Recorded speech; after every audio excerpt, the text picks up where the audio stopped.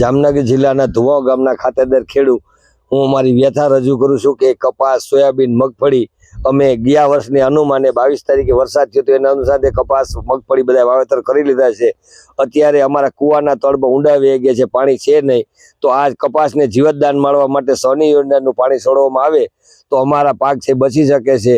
આના માટે સરકારશ્રી નમ્ર અપીલ કે 15 દિવસની અંદર આ રજૂઆત નહીં થાય તો આ બધાય પાક નિષ્ફળ જશે।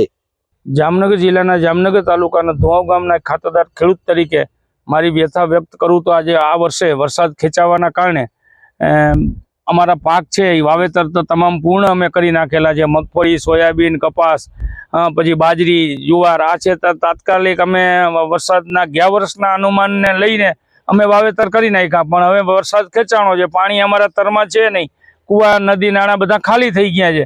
તો સૌની યોજનાથી જો આ નદી નાળા ભરવામાં આવે અને સરકાર તાત્કાલિક આ નિર્ણય લે અને નદી નાળા ભરે તો અમારા તમામ પાક બચી શકે એમ છે, નકર હકીકતે ખેડૂતો છે ને એ દેવામાં ડૂબી જશે।